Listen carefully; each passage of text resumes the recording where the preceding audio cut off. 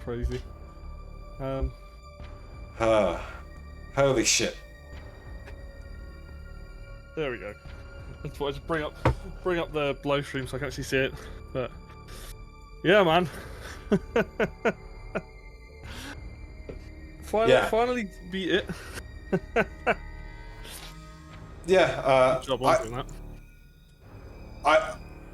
I didn't expect it to take me that long. I didn't expect you to finish it so quick. So you were just like in the stream from the start. But that was cool. It was cool having you around because you were able to help where needed.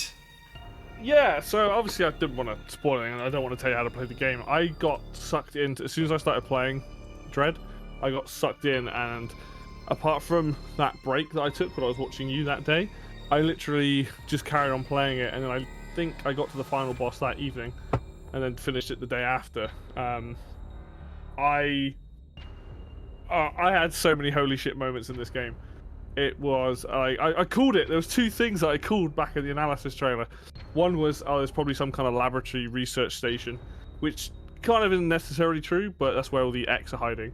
And two, I originally was like, oh yeah, X, probably like this Chozo guy or one of these Chozo.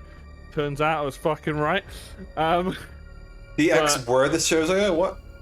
So, originally I thought that, I was theorizing that Ravenbeak could have been a robot, a Chozo, or like an X, or there might be some kind of Chozo that's X parasite in this game.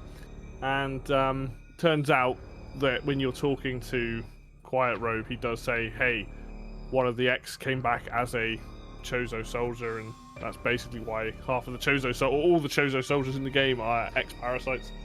So I was quite happy with that. But the biggest what the fuck moment for me was when you enter that place and you find the X in there, and I was like, oh my god, it's turned into fusion all of a sudden.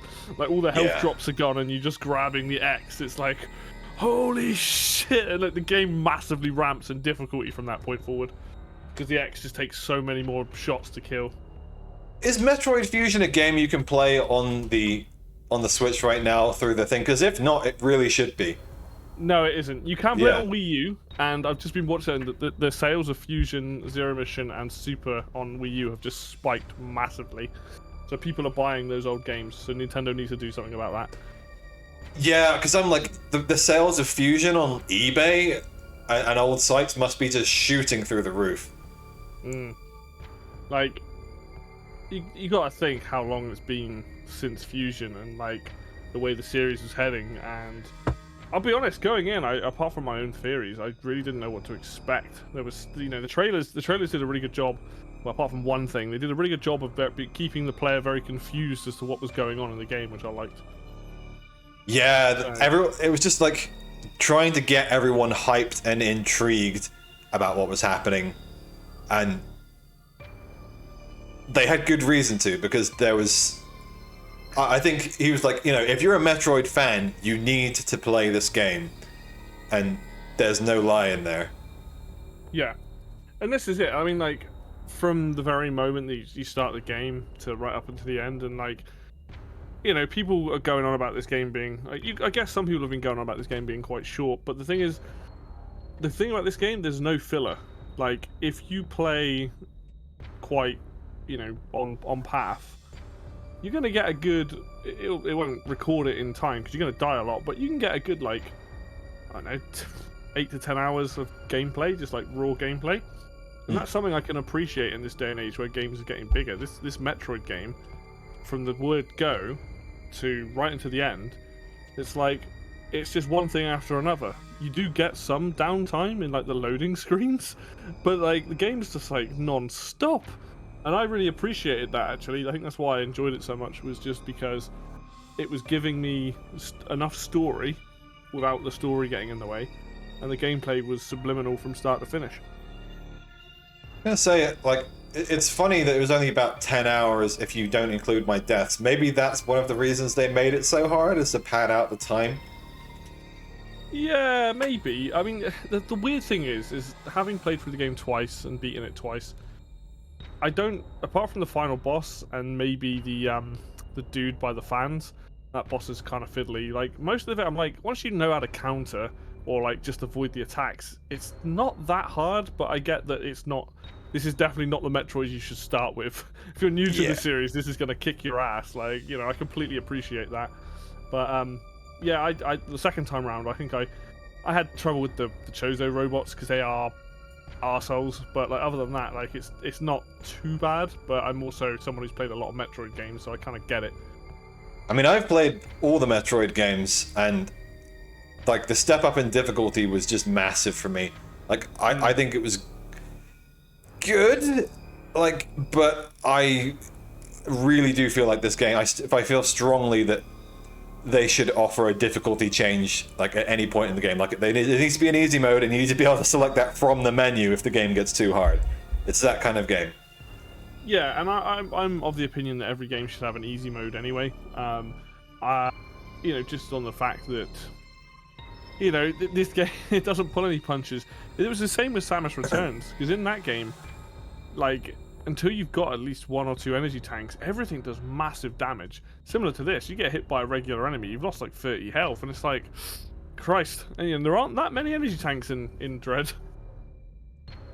Yeah, like, I had to go back and compare it to Fusion, and before I write my review tomorrow, I might just play through Fusion real quick, because you know, you can blast through it pretty quick. I could blast through it in a day, and yeah, it's just that it's nowhere near as difficult as Dread, nowhere near. Just in terms of like the damage done, I actually think it's weird for me to think like the final boss is kind of more forgiving than I expected, given how long it took me to kill him. But like, I think the thing is that like with all the bosses, except for the 2 Chozo robot fights, I was genuinely enjoying the bosses even when I was having my ass kicked. Yeah. So like even with the Raven Beak fight at the end, I didn't feel like it was long.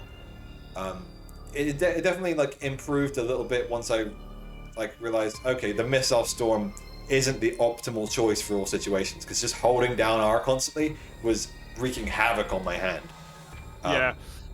Yeah. It's interesting, so the way I play that fight was a little bit different. So as soon as the fight starts, just missiles, learn how to counter him twice, and if you hammer the, I mean, I wouldn't recommend you do this, but I was hammering the button, and I would just wave beam him, and I could basically 2-cycle him. The second phase, the power bomb was actually quite a good idea, but I was using just ice missile, and then when he was doing the attack where he does like a 360 degree, I would do a charge beam shot, fire that, and then a missile into him, and then keep going around him.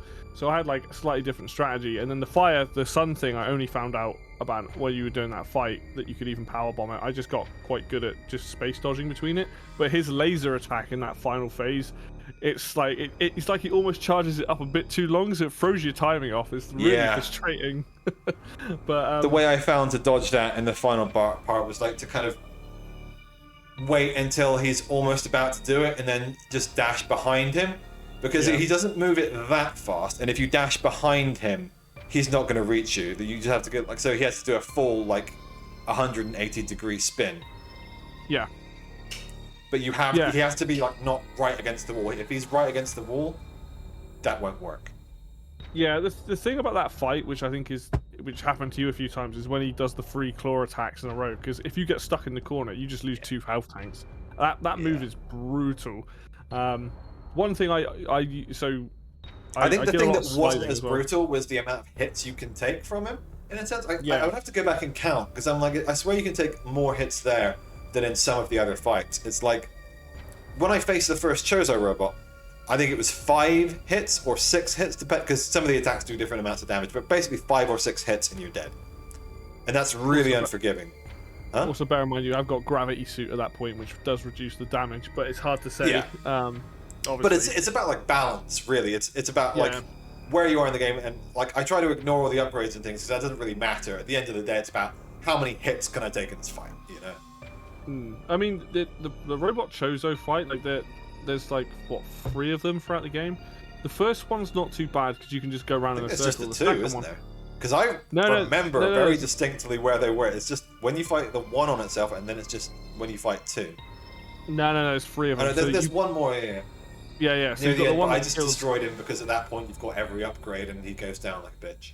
Yeah, so you got the robot Chozo that kills Quiet Rope, and you fight him there. That's the first time you encounter it. Then you got the one that's in it begins with a G. I can't remember the area where it's like in a cross shape, so there's no way to like. That one's a bitch. But the one where you got two of them, and you just get Storm Missile. You just Storm Missile the shit out of them because like their attacks, trying to counter them is a nightmare because you have to make a decision then and there. It's like, is this the counterable attack or is this the red one, which has such a high hitbox? It's never worth even risking it.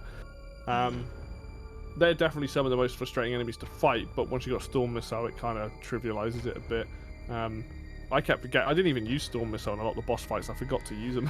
I was just using Ice Missile the entire time for a lot of it. But well, I think on the bosses, it doesn't. It's not necessarily always a good idea. I think the power of Storm Missile is that, like, each individual pack of 3 missiles probably does about the same damage as a single Ice Missile.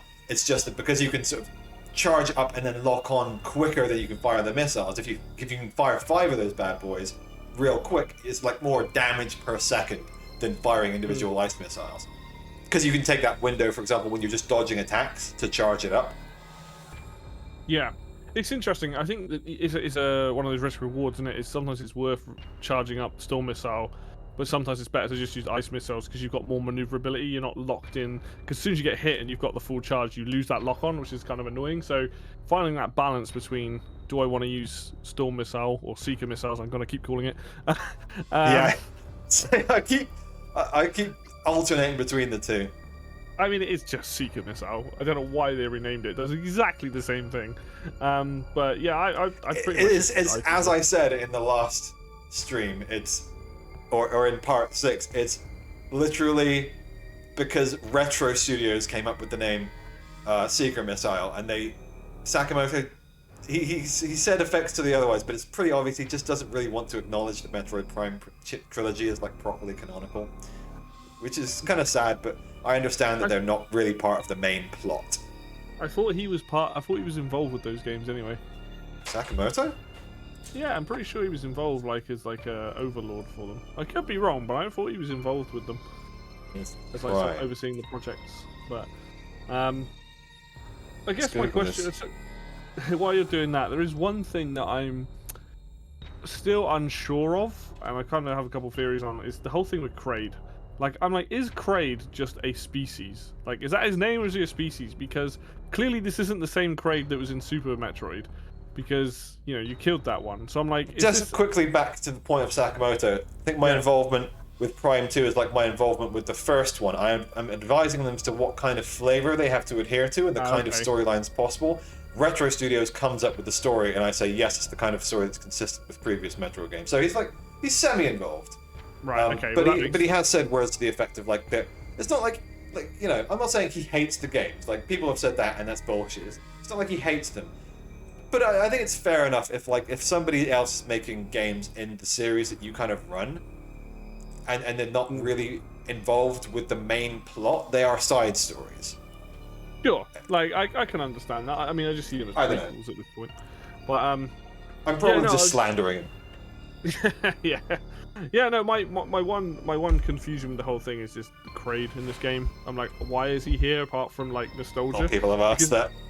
Yeah, like because let's be real, he's here because we wanted him to be here. That's the only reason. Yeah. The fans wanted him back. I don't want to spoil anything. There is something you can unlock that gives a bit more context to it. Shoujo logs?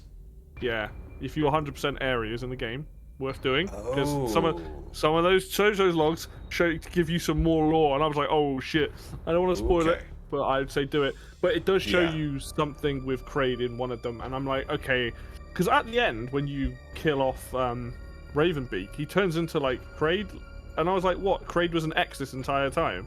Well, that would make sense because you'd be like, oh, it's like he's kept trapped in there, and I'm like, oh, it's like a copy of Kraid. But I'm like, I don't think that's the case because you kill Kraid, and then I guess the X get released along the planet, and then one of them probably finds the dead body of Kraid and becomes.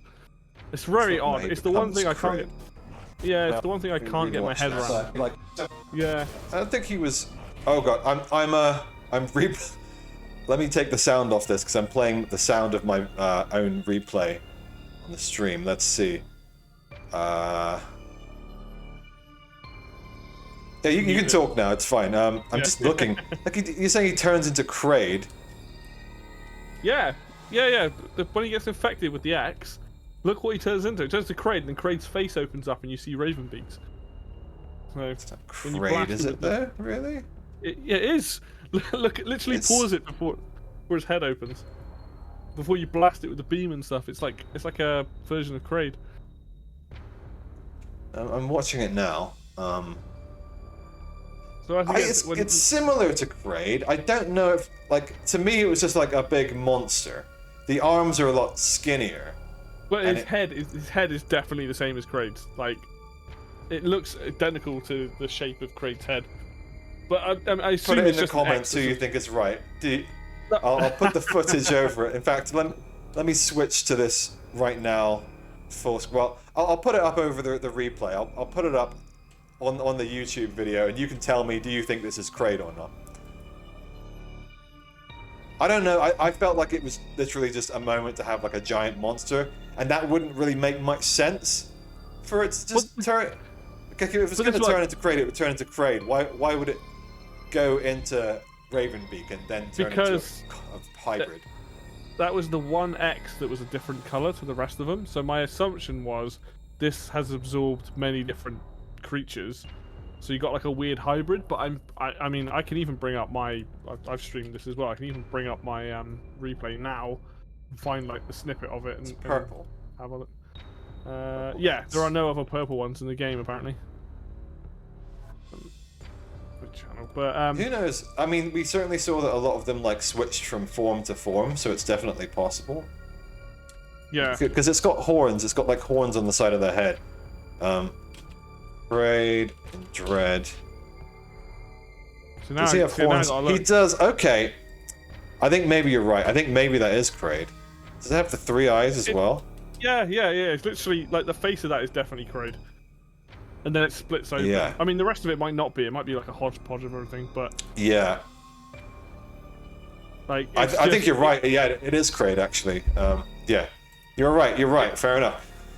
Yeah, it's just weird, because I was like, well, maybe... Because originally I was like, oh, maybe Kraid that you fight in this game is an X, but I'm like, no, because he would have dissolved. So when you kill Kraid and then let the X out of the research station, they clearly... One of them finds the dead body and it's like, oh, I'll absorb that. Yeah. Why wouldn't you if you were an X? Exactly, and it's one thing at the beginning of the game, because you were saying this on the end of your stream about how they've kind of retconned the X a little bit. Right at the beginning, it says the X can absorb and retain memories from the things they absorb. So I think that explains why. That's been in Fusion too. Yeah, why Quiet Robe at the end there is just like, I'm here to help, and so clearly the X is like, oh well, absorb me. Get rid of them. But if that's true, then it means the X aren't necessarily inherently evil, because that would mean that an X... Well, I mean, maybe it's like they're not good or they're not evil, they just kind of take on the traits of what they absorb. Yeah. But then there was the SAX, which was pretty bad. But the SAX absorbed Samus, who... was probably when it absorbed the thing, knew that she had killed hundreds of Metroids. So, and this probably saw Samus as a threat to the X because she's famous for murdering, and stopping these creatures and stuff. So, maybe that's an interesting idea, because if it took on Samus's memories and. Like, before she got the Metroid vaccine, Samus was a Metroid killer. And then it's like, Samus is now a Metroid. I have to kill Metroids. Yeah. That's an interesting idea. So, there's a theory there for that. Obviously, as well, like, X are trying to survive. They're probably, they're one of those things, they're probably, whatever they take on the form of, they're trying to survive. So if they see something as a threat, they're likely going to attack it and stuff. But, I mean... Overall, right, I actually think the story parts in Dread have massively pushed the storyline for Metroid in general. Like, to see that right. So for me, right, there were 3 holy shit moments. There was the part where you hear Samus speak back in Chozo. That was fantastic. The one line she speaks in the whole thing, stoic. It's perfect. Like, you know how to not upset the fans. Just get her to speak in Chozo. That was great. The second part was when you see... And you don't have to translate it into, like, different languages. Exactly. You just have it there. You have the subtitles. Second part for me was seeing the X when that completely changed the game. That was fucking awesome. They were like, oh my god, it's like they've actually turned it into that like more of a fusion style game. And then obviously at the end where she becomes the Metroid suit and stuff, and that whole escape sequence where you have like the fucking crazy beam. All three of those parts really just made me sort of just scream at the TV. I was so like, this is fucking awesome. The ending where you just fly off is a bit abrupt, but I think they did a lot of story stuff. I like how you got fooled like I did with Adam right at the end. You're like, oh shit, Adam was working for him all the entire time. And it's well, like, I think leaving it where they did means the next game, like, because, you know, game development is weird. They never know what they want the next game to be about. It kind of depends on how this game is received. And, you know, they're not going to plan the whole next game ahead of time, because then they'd have to plan the whole next game ahead of time for that, and then to like make all the endings make sense. So like for them as devs, they're probably just like exhausted and like, we're going to leave it here so that when we make the sequel, we've got kind of a blank slate. Like we know where the story left off. We can lead into the story however we want, and we could even lead like, you know, it could, the next game could literally start with Samus flying away from the planet, and then like something attacks her, and the ship gets waylaid. You never know. Yeah, and it could be like really cool immediate sequel. Go on. What's really cool about this game as well is there's no Ridley. Like most Metroid games, you would think after 20 years that they would have put Ridley in here somewhere. But to my knowledge, he's not in the game. I don't know. Maybe there's a secret boss fight. I have no idea. But like to them to do that, like one of the most iconic villains in the series, I thought that was pretty cool. Like I actually was like, fair play. Like he must be dead at this point. Well, we think he's dead. I mean, they can bring him back, whatever. But I think the next game should be about her and Adam and dealing with the Federation, because I feel like there's a whole part of the Federation that's super shady that you see in Fusion that hasn't been addressed, and I think that would be kind of cool. Well, going back to what you were just saying about Ridley, I think it just took some restraint, because like Ridley has been in so many games and it's become kind of a meme at this point. How he keeps getting resurrected, and like, oh, how many like fucking like, there's like a comic about this, like a VG Cats comic where it's like, I found a toe, I found a Ridley toe, we can reconstruct him from this. Like we can clone him, and it's happened so many times that like we didn't need to see him again. Whereas Kraid, like it was like there's no reason for him to be in the game. But we haven't seen Kraid back since Super Metroid, so it's like fair enough, give him a bit of fan service. Whereas Ridley, he's been in Prime 1 and Prime 3 and Fusion as an X, and like he had no plot relevance in Fusion. Like, go on with what you were saying about like Adam in the next game. Yeah, I just think I think at this point, I think Adam is working with Samus. I don't actually think he's part of the Federation anymore. I can't confirm this, but the way that he is, well, I feel like at the start of the game he specifically says, protect our stolen assets or something to that effect, which implies like that's what for me changed it. I was like, oh, Adam, you still consider like us, like you're allied to the Federation first and then to us second, to Samus second. Yeah, I guess I didn't interpret it that way, but yeah, I could see that.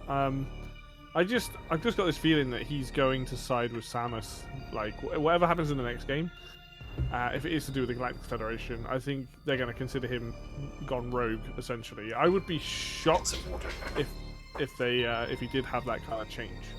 You know, but we will see. We will see.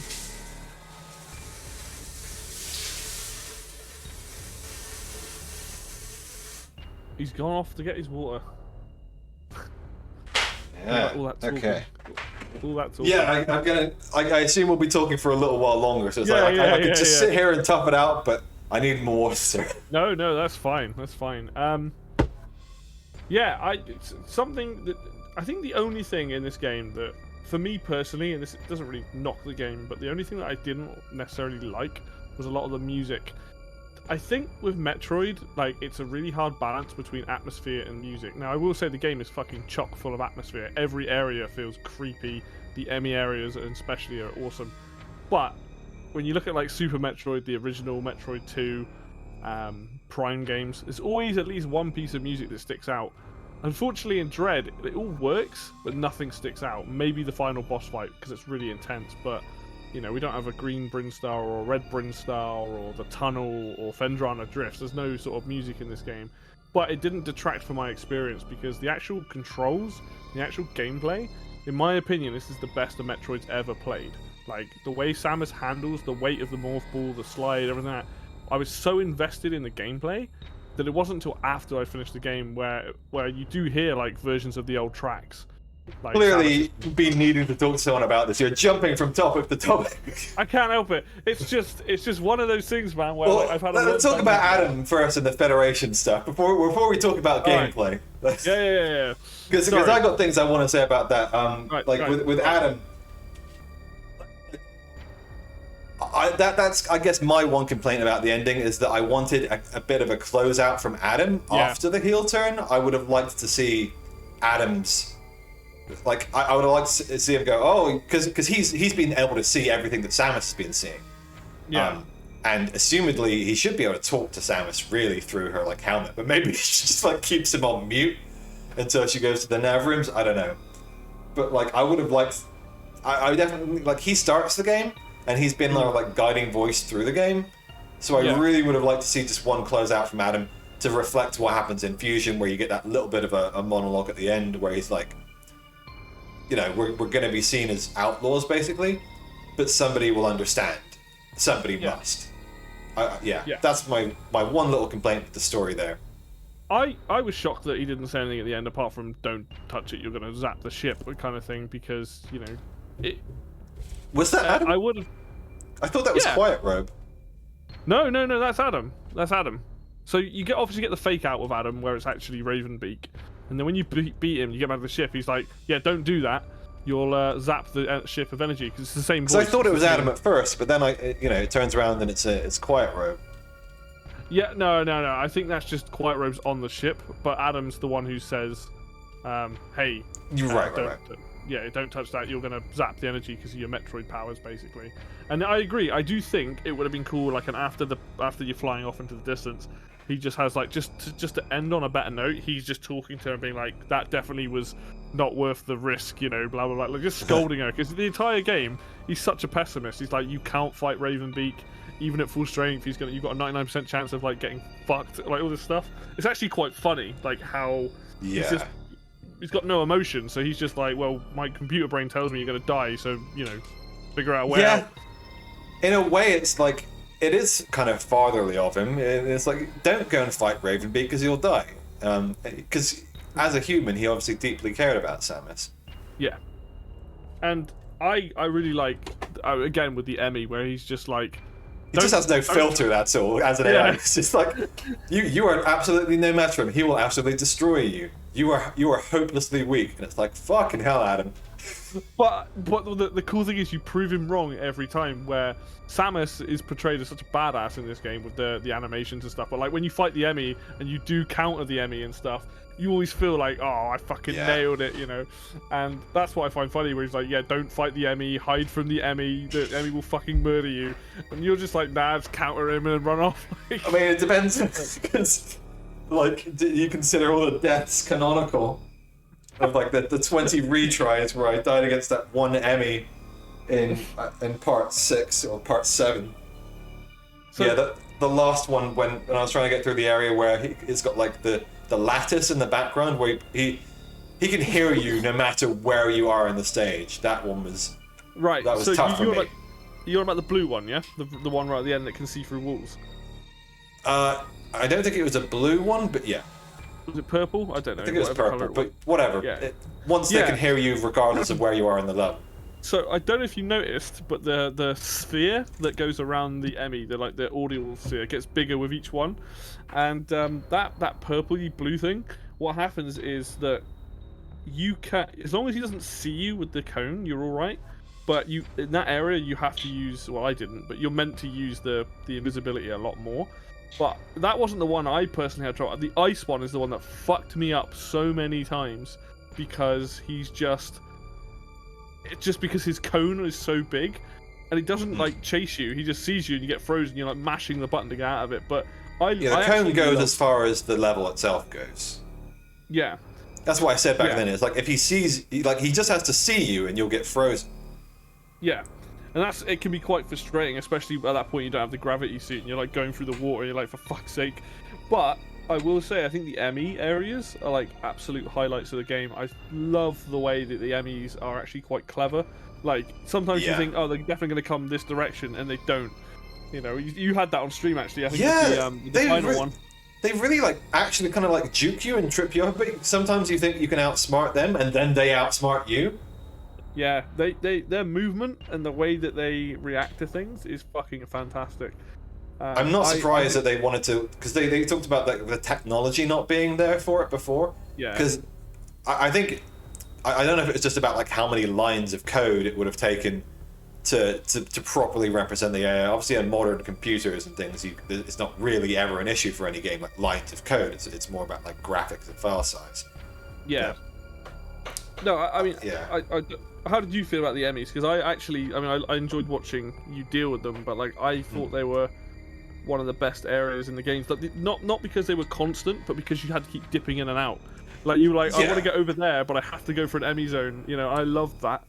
That was a really good piece of design, a really good decision not to make you go through like a single long Emmy zone, because I think the player would have gotten fatigued. It's just a general game thing, like, you know, the Half-Life 2 documentary or like Chatter, the commentary explains it really well, where if the game is non-stop action, like if it's always at 100, then you just kind of get like dopamine exhausted, you know? Yeah. After a while, you're just like, I need to take a break from this game. Like parts of Bayonetta and like God of War 3 can be a bit like that, where you're just like, okay, like the game, you need the quiet sections, and Metroid does this really well. Like in the past, like Super Metroid is like too far towards the quiet side of things for my personal taste. Whereas like Fusion is really good, and Metroid Dread is the best yet in terms of that balance. Metroid Dread like goes all the way to 11 for like the boss fights. When like for me the best boss fights, like somebody, the guy we were talking with earlier, LN, sent me a comment saying like, what was your favorite boss fight? And I stick with what I said back in this stream, which is the spider boss. He was so fun, and like the mid-fight cutscenes where you can shoot him, it's like absolutely pushing it up to 11. That boss fight was absolutely epic. Yeah, that was to start with. When I did that boss, I had issues with it because it's hard to tell where sometimes if his head's in the foreground and the background. Now that might just be a thing that I have an issue with, but like his swipe attacks is the same. Like once I learned how to deal with it, it wasn't a problem. But I was like, ooh, there are parts of this boss that aren't as clear as I would like it. But once you learn the attack pattern and you know how to just jump, you know, if you just time your jumps, you'll be fine. I think that is one of the best bosses in the game. I think my personal favourite is Kraid, and that might just be nostalgia. But I also like the fact that Kraid has like a whole secret way of ending him very quickly. Yeah. I mean, don't spoil it for anyone who's watching who maybe doesn't know, but there are sequence breaks in this game that let you get more or less hidden cutscenes. Yeah.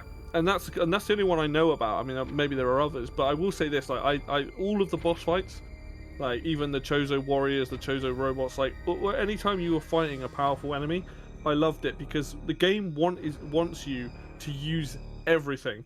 Now you use flash shift way more than I did, but I used a lot more of just like the slide and stuff like that when I was fighting things. And I love the you've got to use one or the other, but once you get the flash shift, it's just kind of superior. Yeah, the flash shift's amazing, but I think the problem what I ended up doing was, especially on my second playthrough, was once I got storm missile, you know, just fucking things up with that and just sliding out of the way. But flash shift is like, you get invincibility on it as well, which is weird, but it's so powerful. I didn't even use it. I forgot to use it for Ravenbeak at the end, and pretty much all the other bosses. But it's one of those things that's like you should use flash shift like every opportunity. It's that good, and that was one of the best new abilities in the game, along with probably. Oh, that's tough. I mean, I really liked Storm Missile. I think Storm Missile is just fun. It's very satisfying to watch, but yeah. But yeah. Keep going. No, I just want to bring it back to the boss fights a minute, but yeah, like the actual boss fights in this game are probably the best they've ever been in the series. I think Ravenbeak is a fantastic final boss fight. Because you got to think, right? You know, Metroid and Super Metroid, it's Mother Brain. Super Metroid did a much better job of it, but like, you know, up until this point, I think the only other boss fight in the series that I think is like really fun is always the Ridley fights, where he's like flying around and stuff. But in this game, the fact that every boss could be countered, but you had to learn the timing, like, there's such a variety of bosses. You had like the underwater squid one that forces you to use the grapple beam. You know, it just, I no matter how much I got stuck with the bosses on them, I wanted to persevere. I fucking loved them. I think probably that was one of my lesser favorite bosses, was the underwater one. It was cool. Like it was kind of a filler boss for me. It's like fine, but it wasn't like fun like some of the others in the same and way. it also looks generic as fuck. That's the problem with that boss. It's not memorable. Whereas like the It's literally just there to exist for hentai comics. yeah. But yeah, like all the other boss fights I love. I don't know the names of any of them except for Kraid and Ravenbeak, but they're all just, they just taught me to be better at the game. And that's what I liked about, this is what I like about Dread in general, is like everything that you are doing, it just tries to teach you to be better at the game. It's like, hey, you got a new tool, use that tool, learn how to use it.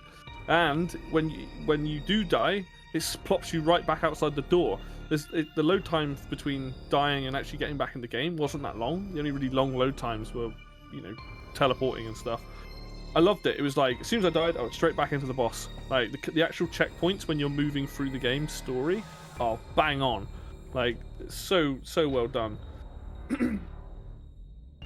Yeah, like, for me, it's the best Metroid game at this point, and not only that, it's the best Metroidvania I think that you can buy. I'm exactly the same. I know I haven't played Hollow Knight and the other one that people always go on about. I can't think of the name of it right now. But if you want an experience that is no filler, this is it. Like, it is. Mercury Steam have just basically made probably one of the best games ever, in my opinion. Oh, yeah. Like, obviously, Test of Time will. This could be Game of the Year. You said this before the game came out, and I was like, that's too soon to say. But it could be Game of the Year. It's apart from Advance Wars coming out, I can't see anything else knocking this off the bat. Literally, I couldn't put the game down. I fucking loved it, no matter how hard it was, and like the few times I got frustrated. And the constant upgrades and the constant moving around. Like, this game, weirdly enough, is more linear than most other Metroids. But that doesn't matter, because what the game does, the level design in this game is fucking phenomenal. You'll go to an area, you'll go to a new area, and then it'll teleport you back, or it'll send you back. Like, everything's in the right place. All the teleports are in the right places. All the shuttles and stuff like that are in the right places. So if you want to just play through the game and not do much backtracking, you can. But what's cool about it is you will actually end up doing some backtracking, because the game requires you to go to these areas at certain points. And it's just like, that alone kept the flow of the game for me. And I was like, oh, this is just like perfect. I don't feel like I have to like walk all the way back. There's always a shortcut, there's always a teleporter, there's always a train station thing. And because of that, like, the flow in this game is like impeccable. I've never played a game that feels like flows as well as this one does. Even when I got stuck, like, I always knew kind of where I was going and what I was doing. I loved that. I was like, hats off to the developers here. They've made this game feel incredible. Yeah, I do not get people at all who've said, I've just seen a few people say, like, that I think reviewers who perhaps are a little bit salty about difficulty, saying the controls are bad. And no, the controls are top notch. What can be frustrating is how rapidly the game expects you to master the controls, or like a new ability once you get it, because it's like immediately like you now have to like know how to use this for the boss we're gonna put 5 minutes after you get it, and it's like fuck. But I did have my complaints about the shortcuts myself. I'm not going to go into that extensively now, because I'm going to put all of my thoughts on that in a review that I'm already writing. I already started writing this morning.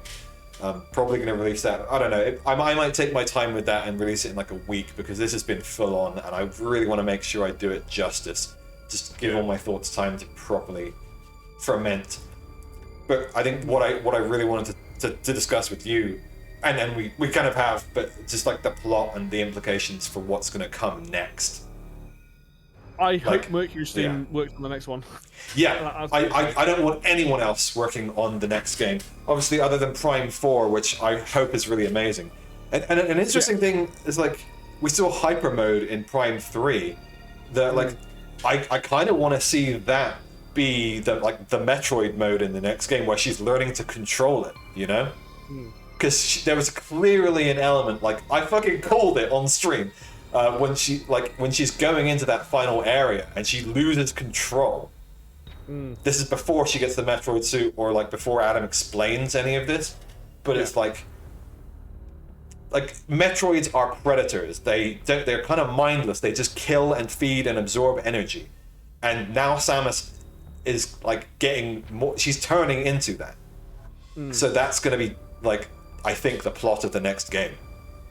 Yeah, and that makes sense because essentially there was not a single Metroid in this game. The only one that was nearer to that was Samus. So what do you do from there? I think you focus on her as a character, maybe going into hiding, but maybe also dealing with the Galactic Federation, because maybe they're like, oh, you've got DNA in your body, we could harvest that. You know, and the darker side of that, and I think that'd be really cool. I think if they're gonna make another, I would love to see the Federation be the main villains of the next game. It's been building up for so long. And that's the thing, it's like, we know the Federation isn't just like one people. The Federation is meant to be massive, really. But it would be interesting seeing Samus deal with the Federation. Are they going to have Samus fight humans? Probably not. Like, because, you know... that maybe soldiers. Maybe. That's the thing. We've seen Galactic Federation soldiers in Prime 2 and Super Metroid and stuff like that, but I don't know. At the end of Other M, you literally have, like... The ending of Other M, the bad guys are the Federation. Or at least, like, you know... One of them is, like, the Federation is a huge body of people. It's like politics in real life. You know, there's going to be good people and there's going to be bad people. And there's going to be people trying to work from within to make it better. And I think they've portrayed that pretty well. But in Other M, it's pretty clear that there's, like, some of the top brass are just straight up corrupt. And I think I would like to see a Metroid where they were, like, properly the villains, and the whole game was really focused on that plot. But, like, maybe that's not what people want from a Metroid game, because obviously we want Samus to go to uncharted planets and be exploring them. And I don't know how that would work with Federation as the enemies, but I would like to see something that approaches... Like, you could have that, like, you go to a planet where it's like a secret research base of the Federation. That would be good. Yeah. I think what I'm more interested in going forward is what's, like, Samus... Like, so, I've said this multiple times now. Samus in this game, visually, through the cutscenes and the gameplay, is shown off to be a fucking badass. You see that in pretty much every cutscene, right? She's absolute badass. What I want to see is that to continue, that portrayal, but I want to see how she deals with this transformation, with this whole Metroid DNA and her, like, changing. Well, what would be really cool is, as a gameplay mechanic as well, we know she's going to lose her items again. She always fucking does this in every game, because that's part of the game. But it'd be really cool if a lot of those items now become, like, natural abilities. Like, for example, like Grapple Beam, rather than, like, having, like, an electric beam, maybe she has, like, I don't know, something that comes out of her arm, you know, that can latch onto stuff. Like, change it up a bit, where, like, she's got these abilities from having the DNA of the Metroids. Maybe she has the ability to use more, like, energy for the cannon and stuff. Just stuff like that, because the problem, like, with this game, they did add in new abilities, but I'm like, go a bit further. Like, add in some more stuff, you know. And people like the classics, obviously, but, like, it'd be really cool, whereas, like, she suddenly metamorphosizes and she gets the ability to space jump. Like, recontextualizing that would be really fucking cool. See, this is why I don't want them to take the Metroidvania out of the next game. And I think the fun of like, I think if Samus just starts spontaneously evolving her powers, it might take away some of the feeling of finding these things. That's kind of where Other M tripped up, is that sometimes you basically, you already have all of these abilities. Samus just gives you permission to unlock them. And nobody liked that. What if you do it in a way that, because she's got the ability to absorb, so, you know, you fight the bosses and then you absorb their energy to gain these abilities, but they almost act like a natural thing rather than a robotic thing. So like maybe she kills something that's like a vine, and that vine ability gets absorbed into her, and then she can use it to like grapple onto stuff. Like I'm totally down for that. Fine. Like, that's what she's already been doing basically in Fusion and Dread, kind of. Well, through the whole series, because generally the bosses like have that ability. Like the Prime games did this a lot. Yeah. Yeah, I think that'd be really cool, but like actually getting to see more of that Metroid suit, or whatever it ends up being and stuff would be. That's where I would personally want the series to go. I think what they'll probably do is call that bring the back... hyper suit. I don't know. Yeah, they'll probably bring back the Metroids. Let's be real. I think they will actually, even though at this point of that story arc, I think I think like Ridley, it's like maybe it's kind of been done. Maybe I'd like to see one more game without the Metroids before we go. I don't know. I like like he said, right, that this is the end of the Metroid saga. Yeah. Or arc, and I think I would like to see brand new stories, and I think the Federation stuff would be a way to keep it really fresh. Yeah, and I think that's I'm the same, right? I'm not saying that they will do that. I'm just saying there's always a panic button in there for these games. Like, how do you bring in the fans? How do you bring people back? You bring back the Metroids, you bring back the Space Pirates, because obviously there's no Space Pirates in this game at all. You've dealt with them, or you think you've dealt with them anyway up at this point. But like to see like new villains like the Galactic Federation or something. I mean, I guess they could. You know what would be crazy? If the Federations were the bad guys, like it would be great to have like a game where it was like Space Pirates versus Federation, and maybe you fight them both because there's like a war going on, and you're just like a neutral party. But like, what if Samus even just temporarily joined up with the Space Pirates? That'd be crazy. That would be nuts. Join up with Ridley, and then like there's a part where you're riding on Ridley's back. That's like stupid fan speculation, but come on. That would be cool, because the thing is, right, like, oh my god, what if you actually get to play as Ridley for a little portion? Oh, yeah. So, because they've been doing that in like Mario games where you get to play Bowser. Yeah, and like, so what if you get to like, I don't know if it'd be a flying section or whether it'd be an on-foot section, but a bit where you get to play as Ridley and you just get to fucking destroy stuff. I would be totally down for that, and you know, I don't ever see that happening. But, you know, there's some cool things they could do. It depends on how popular the series gets, because this game has like pushed it into real AAA territory. Like the whole section at the end and the cutscenes, like the mid-fight cutscenes and just the regular ass cutscenes, and especially the whole ending sequence. Like, if they're going for big set pieces now, I can really see them. Just like a whole flying section with Ridley, like you said. Like the environments in this game alone are way more detailed than they ever needed to be. Yeah, just seeing like monsters running around in the background was one of the the most awesome things. This game clearly had a fucking decent budget. And that's the thing is you haven't played Samus Returns, so going from the 3DS and seeing what they did with the 3D effects and stuff and some of the background stuff in that to this, I'm like, holy shit, these guys get it. And like for me, one of my favorite areas was Berenia, when you're underwater down there, and like the background, all the fishes swimming around, and like you see the same enemies that you fight like in the background, so it feels like some of the previous games have felt like you're kind of running through corridors. In this game, there are parts where it just feels like you're in a big open area, but it doesn't have to like detract from the 2D gameplay. Yeah, and it's you know, it's. I want to see what Mercury Steam does for this franchise going forward. Like, don't get me wrong, I want Retro to make Metroid Prime. Like, I want there to be more than just one Metroid game every 7 more games. 7 more games. Like, I want, you know, stuff like that. I'm okay with spin-offs of this franchise. Like, I don't have a problem. Now we've got Dread. If they want to make a spin-off with the Galactic Federation soldiers like they did with the 3DS, like, fucking do it, because you please the main core fans.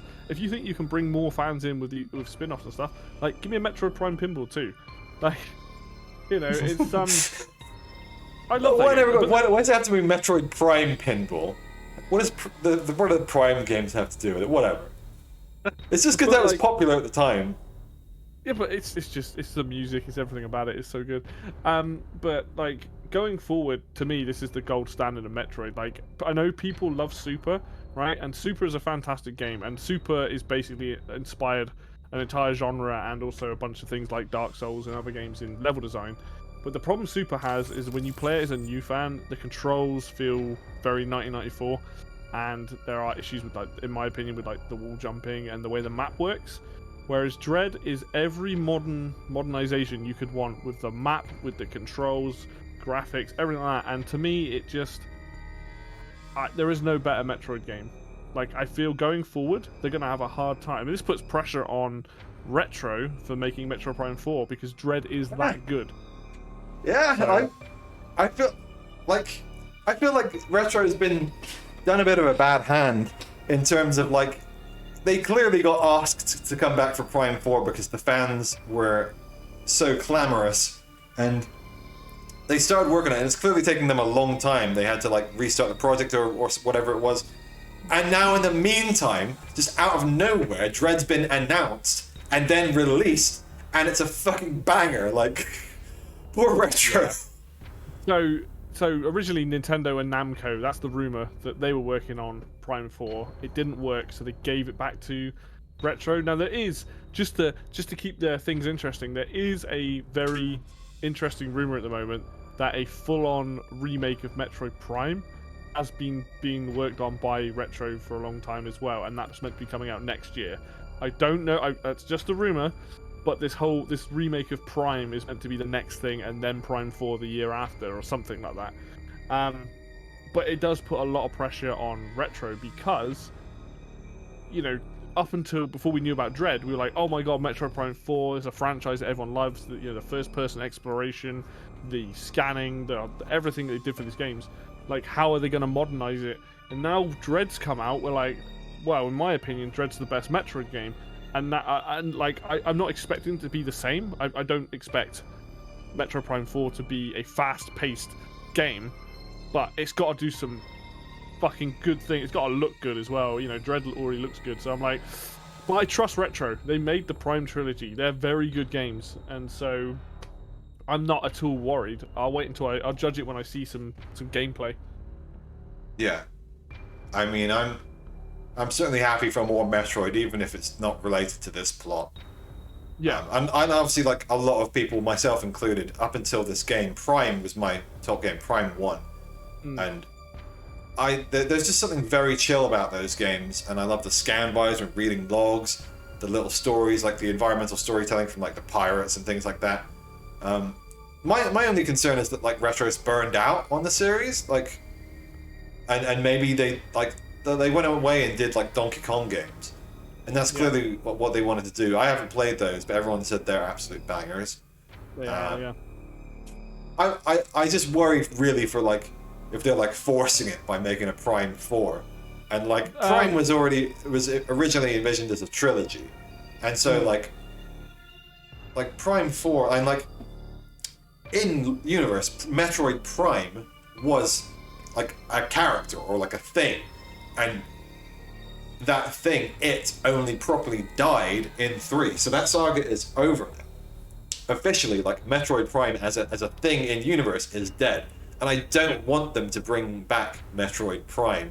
And I don't want them to bring back Dark Samus. I don't think anyone does. Like, we're happy for that to end with the trilogy. So I'm like, you know, I'd rather they call it something different, but I understand that it's, like, that's just what they kind of call the first-person games now. But I'm, like, I'll judge it when I see it, and I just hope it's good.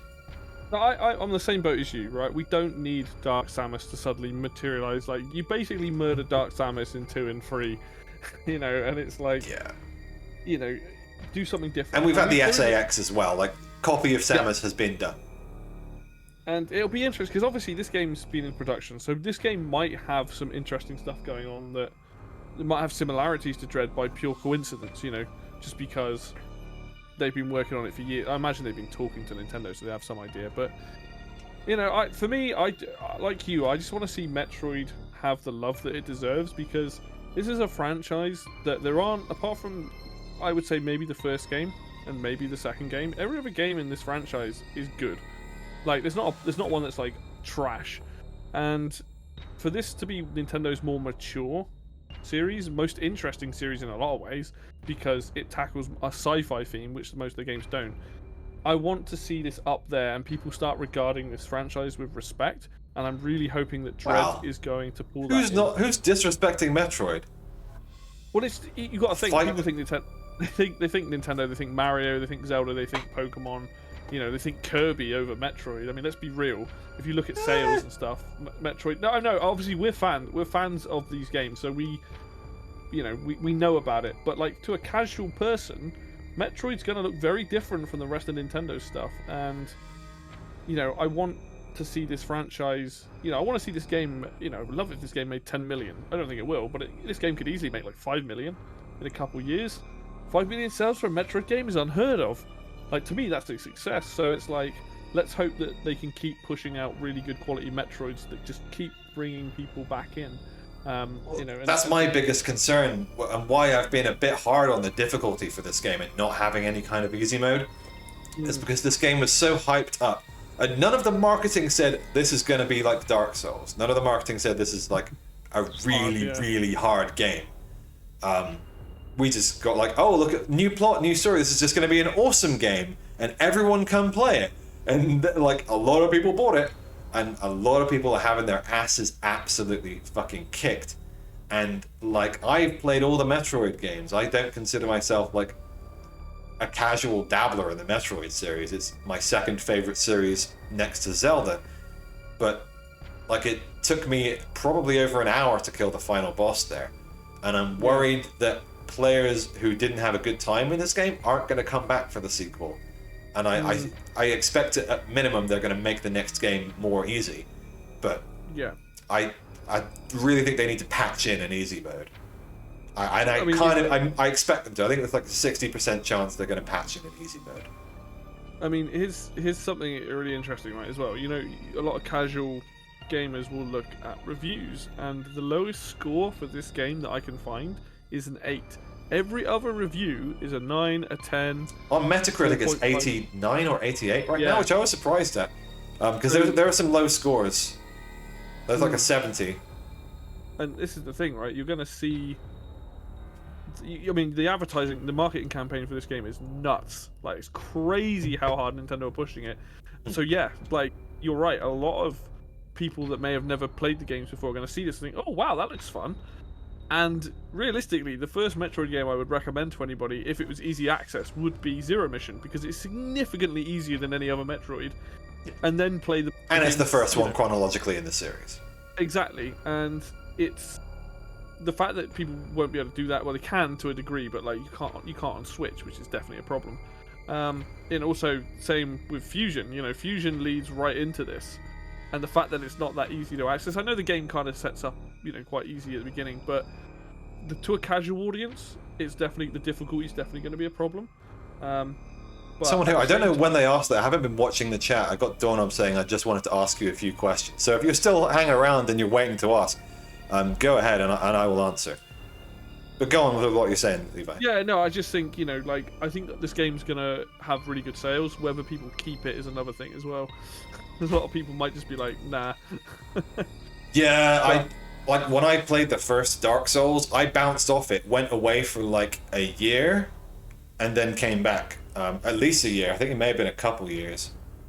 Yeah. And this game might be similar. Like, I only came back when I had like people sort of telling me a little bit about what to do. And obviously with this game, like, I had you in chat the whole time, and I think there were like there were points that could have been more frustrating if you weren't in the chat. Yeah. Like, definitely the end boss fight, the problem with my RSI, and obviously a lot of people, you're not the only person, I'm not the only person who said, like, my hand was really hurting the final fight. Yeah. And just saying that, like, okay, you don't need to use the Seeker Missile, or, like, this and that, use the Power Bomb here, stopped it from being potentially like a 2-hour fight. Yeah. Yeah, absolutely. I mean, that's why back when I finished it, I was like, oh, keep an eye out for the final fight, because it's probably going to fuck up your hand, because after, I mean, it took me about 15 attempts to do it the first time, right? And by the end of it, my wrist was in fucking agony. And then when I realized, when I learned how to deal with the boss, like when I needed to attack and I didn't, it wasn't so bad, because the second time, when I beat him, it only took me 3 attempts. that's how how better I'd got at patterns and stuff like that. But like, Jesus Christ, if you play like I do, where I was constantly holding down the charge button and mashing wave beam, like my hand was moving back and forth so much. So, like, yeah, it was painful, but you know, that's kind of sometimes part of it. You have to learn to get good at these things. Yeah, I forgot what I was gonna say there. Yeah, I'm seeing a little bit of chat with someone on Twitch as well saying, like, if anyone's got any questions or anything they wanted to add for us to talk about, then I'm happy to hear it. Like, I don't know if you guys have finished the game yet, but Levi's finished it twice now. Yeah, and I've got 98% items collected as well. Yeah, I almost want to, like, maybe just like skip to reading the logs and the ending, but I'll probably make an attempt at going through and 100%ing some things first off stream. Let me tell you, some of those speed booster shine spark, like, to get certain items, they don't necessarily look that fiddly, but the hand gymnastics you have to do to pull some of them off is fucking infuriating. But it's like, I get it. It's like a learning process. It's teaching you how to use it. I'm so much better with the shine spark now than I was a day ago. But like, that's how crazy it is. That's something I want to point out. Like, my speed booster in this game, like, I fucking love speed booster. I think it's one of my favorite. That and screw attack and space jump are like probably my favorite upgrades in Metroid. Full stop. I fucking love them. They just give you so much. You can do so much with speed booster and shine sparking. Like, it's just so much fun. Yeah.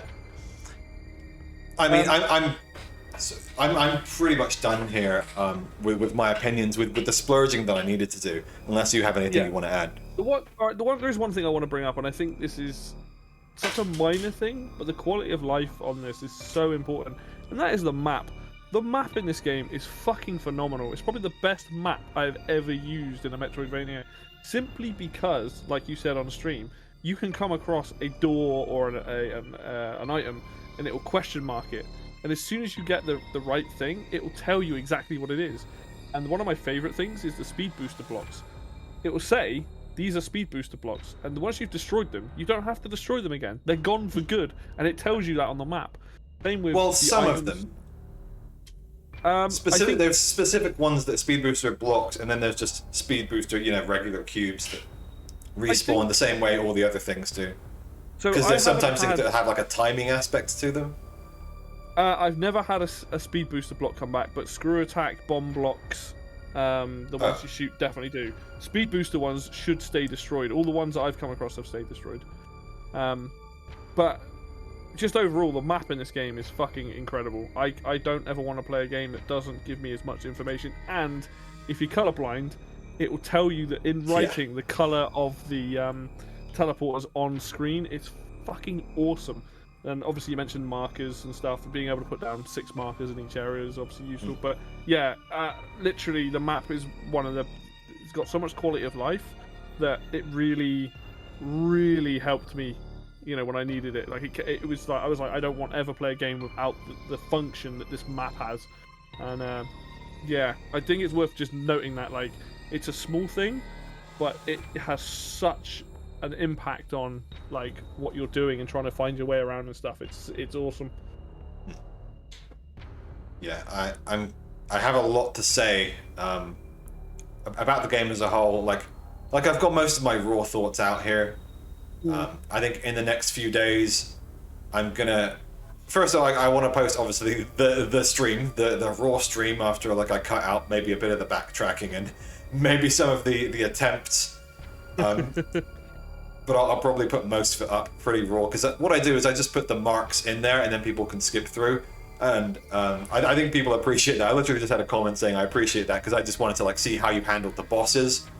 And yeah, some people just want to check out specific parts. And rather than cut things to make it, like, not many people are going to watch through the whole thing, but a lot of people are going to skip through and see how I did here, how I reacted to this cutscene. And I, other than posting this up, I want to just post my reactions to some of the fucking big reveals at the end as like a separate video.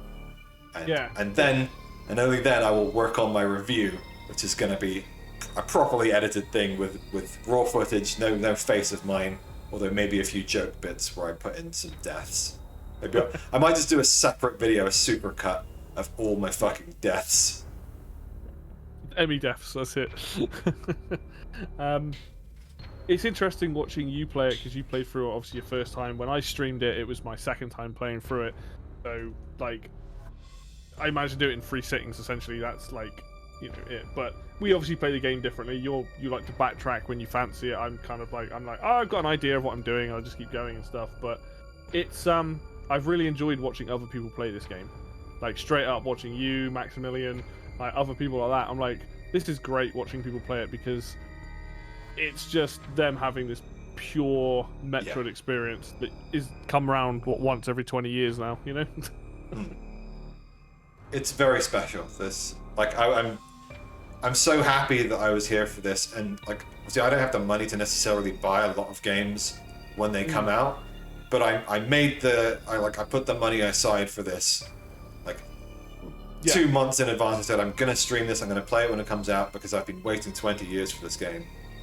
And being able to experience this and not be spoiled. Like, I got slightly spoiled by where I saw an image of the final suit, and I just put it away, tried to put it out of my mind as much as possible, but it wasn't as big of a shocker as it could have been. You know, for all I knew, it could have just been a final upgrade, although it looked very organic. But I'm so grateful that I got to see pretty much all the big reveals of this game without having them spoiled. And just to be here for this, and this is like the big renaissance of Metroid, as far as I'm concerned. Yeah, as long as I've only seen positive press generally of this game, and that can only bode well for newcomers and people that are playing for it now, you know, and stuff. And for me, I just want to see this game sell well, so Nintendo realizes there is a market for this style of game. And also, like, this isn't a 60, 70 hour game, right? So I get that the price might put some people off, but you're going to get one of the best experiences you can get right now in a Metroidvania, like or just a Metroid game. Let's call it what it is. Like, you're going to get one of the best experiences on Switch right now for like 60 quid, or 50 quid, or whatever it is. And you know what? I think it's worth it. I think, honestly, like, we can thank, like this was going to happen regardless of anything else because of the resurgence in popularity of Metroidvania games. I think we can thank games like Hollow Knight for this. How popular that's been, despite being hard as nails, how well that's sold for an indie game. Like big thanks to Hollow Knight, and just in general, it's just a really good time to be a Metroidvania fan. And this feels like Nintendo embracing, as Metroidvania is a niche thing, but with the rise of games in general, and we've seen the rise of niches, things that were previously very nichey, that the market is still big enough for that niche that you can make a AAA game like this. Like, look at roguelikes, they've exploded. You're getting really polished games like Hades, and now Metroidvanias are getting that AAA treatment. And I can only see good things to come now that, like not many AAA studios are doing this kind of thing for like a 2D Metroidvania. But like it's been a thing, I think, after like the N64 came out, that kind of era, we saw like a real lull in 2D games, because nobody would go back and play a 2D game. It was like, you know, it's 3D or it's nothing. We can have 3D games now. Why would you ever play a 2D game? But in recent years, like, you know, we've seen with Donkey Kong Tropical Freeze, we've seen with like Sonic Mania, with like new Mario games. We've seen, I think, finally, like, people are chilling and going, okay, like, it's been long enough now, like, it's like the pendulum is swinging back, you know, and we can start to enjoy 2D games that have like AAA attention to detail and new ideas, and like your fully modern 2D experience like this that are every bit as worth your money as a 3D game. And like, this is what makes this year crazy, right? Nintendo clearly wanted to do a resurgence of everything. We've got a WarioWare, an Advance Wars, and a Metroid game.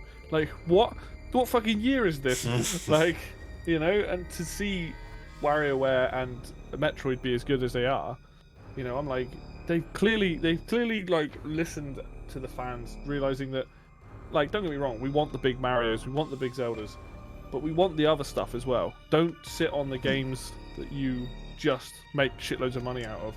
Like, yeah, there's people over there. Yeah, yeah. Well, one day I want it. But you look at the people that get a Pokemon every year, right? Yeah. And we finally got a Metroid game, right? After so long, and it's such good quality that like I don't need a Metroid game every year, right? I don't need that. But every 5 years or so, I'm fucking down. Oh, Like, every couple years. That's compromise. compromise. But I take a Metroid game every year, but every couple years or every 3 years would be cool. and like obviously this is going to do good for the genre because not only have we got a company like Mercury Steam who's done a great job, but like you said, a lot of these indie companies, this is going to inspire confidence to make these style of games even more so now with a game with a named game with a franchise that is bigger than all of those things. And yeah, I just want a massive thank you to Mercury Steam and Nintendo. You've made a fucking banger of a game. Like, holy shit. Fuck yeah.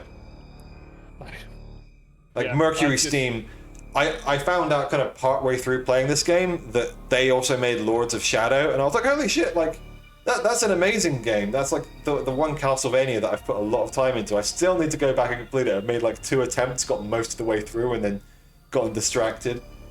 But like Mercury Steam, I think they were the right people because they knew how to make a really good game and fuse that with amazing cinematics, and that has like been the most surprisingly awesome thing about this game. You know, I've gone on about at length like the mid-battle cinematics, and there's never been a Metroid game before where you're like having this awesome shit happening that's a cutscene, but you also get to like mash the shooting button, and like this is why I can't wait to play through again on hard mode, because now that I know what I'm doing, I think I'll have a lot more fun with the game, and like it'll be a fairer level of challenge because like I know that I'm supposed to use counters, and I know that like I look back through my early playthroughs and I was like I didn't know that I was supposed to counter here.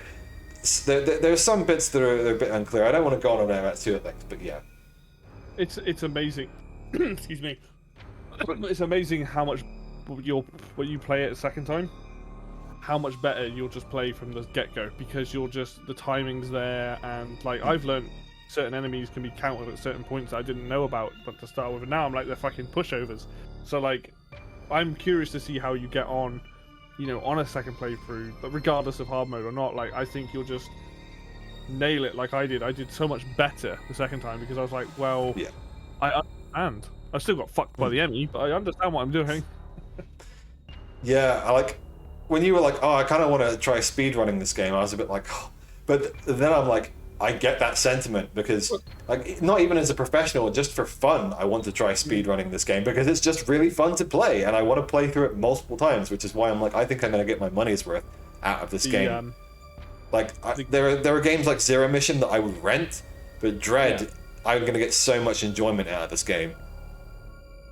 There's some the game kind of wants you to speedrun it for a particular reason, and you have to do that both on normal and hard. So I'm like, oh, okay, I see where we're going. Well, every game has a hidden ending. That like Fusion has like you get like 100% ending, and then you get like a timed ending where you need to complete it under 2 hours, and then you get like a combination of certain parameters. So yeah, these games definitely reward like optimization of your play and just getting good.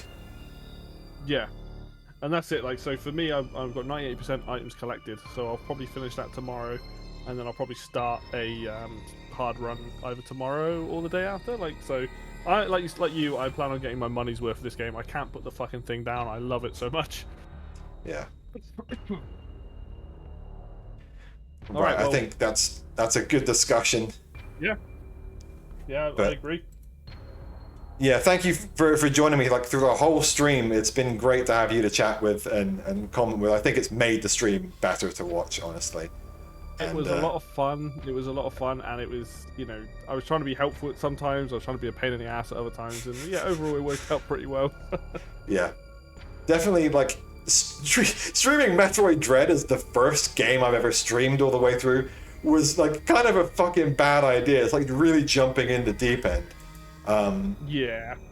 Hello, Chuck. You're catching us at the very end, but like, it's been a hell of an experience, and yeah, that's everything I have to say. Oh, Jack just turned up in the Yeah. into the chat. Amazing. But yeah, You always come in right at the very end, Jack. oh, nice discussion. My final thing, I'll say this, right? This was a game that when I first saw it, like Greg did, I fucking was like, oh my god, it didn't disappoint.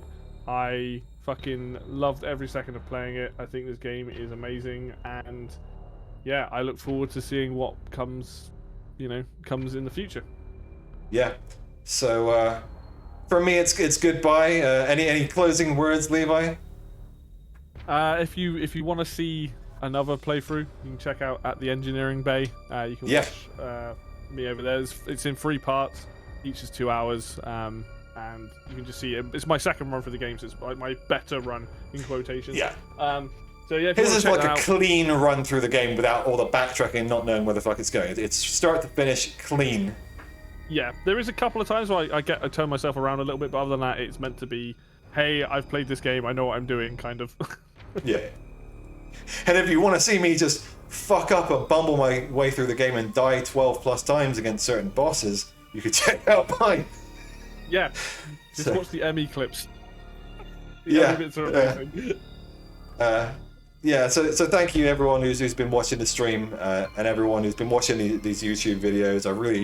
It's been great to just kind of interact with people and read the comments. It's like no crazy numbers of people turning up for streams, but I hope to chat with a lot of people about Dread in the coming days as more people finish their own copies of the game, and so we can talk about some of the spoilers. I'm trying to like not post any spoilers in thumbnails or titles, and I'm going to keep on doing that. But if you want to read those spoilers, if you know what's happened, then do come and check out my videos and leave a comment, and I'm happy to have some discussions. So yeah, thank you very much, and good night, everyone.